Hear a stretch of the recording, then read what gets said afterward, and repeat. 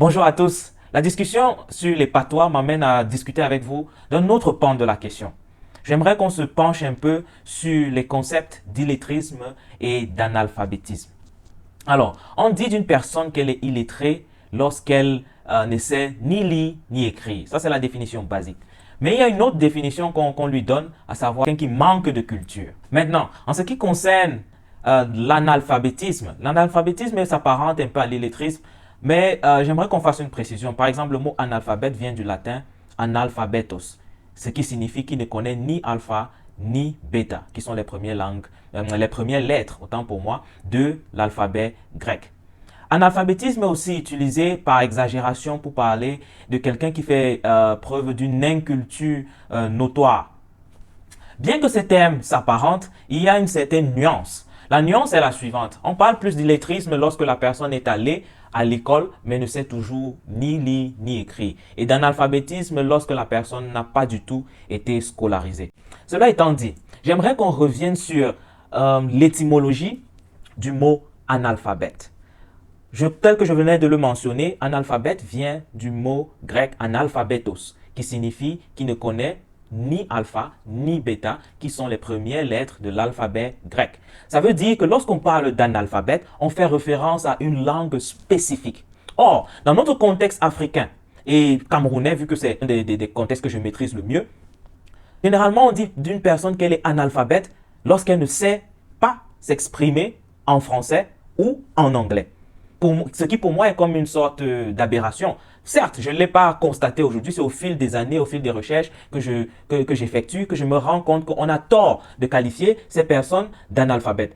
J'aime beaucoup ce que le roi Sokudju, Sa Majesté Sokudju du royaume Bamenju dans l'ouest du Cameroun, a dit une fois lorsqu'il a reçu un ambassadeur français dans sa chefferie, et puis il lui a dit: vous dites de moi, je suis analphabète, c'est parce que je ne sais pas m'exprimer dans votre langue, la langue de Molière. Par contre, vous aussi, vous êtes analphabète en ce qui concerne ma langue. Alors, vous voyez que cette histoire d'analphabétisme est à prendre avec beaucoup de délicatesse.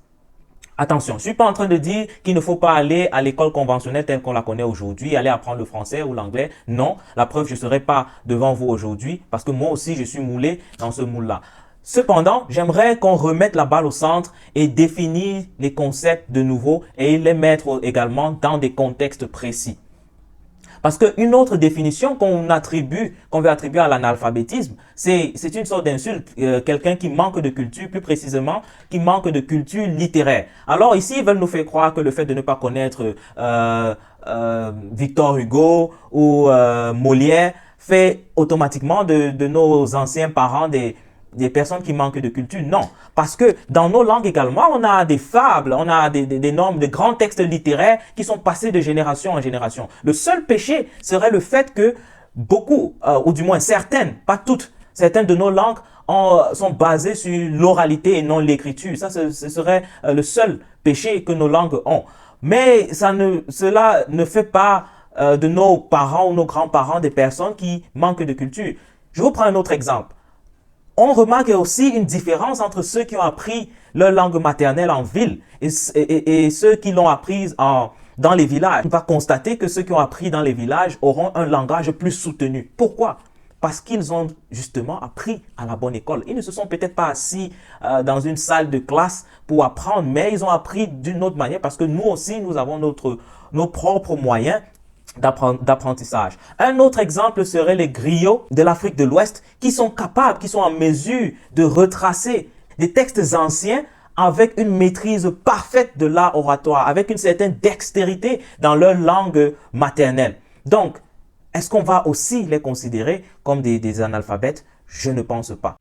Maintenant, la question qui demeure serait plutôt de savoir, vous êtes alphabétisé ou bien lettré dans combien de langues? Je suppose, pour ceux qui m'écoutent, déjà, vous êtes lettré en français ou bien aussi en anglais. Mais êtes-vous lettré ou alphabétisé dans vos propres langues? Parce qu'aujourd'hui, nous n'avons plus d'excuses. Parce que toutes nos langues sont déjà pratiquement toutes écrites. Donc, nous n'avons plus d'excuses. Nous ne pouvons plus dire que je ne parle pas ma langue parce que je n'ai pas trouvé de livre approprié, je n'ai pas trouvé de documents ou de fascicules appropriés. Sommes-nous lettrés dans nos propres langues? C'est la question que je vous pose. Et c'est Et c'est là que je vais vous quitter. Dites-moi en commentaire ce que vous pensez. Et voilà, on pourra en discuter sans problème. D'ici à là, portez-vous bien. Peace.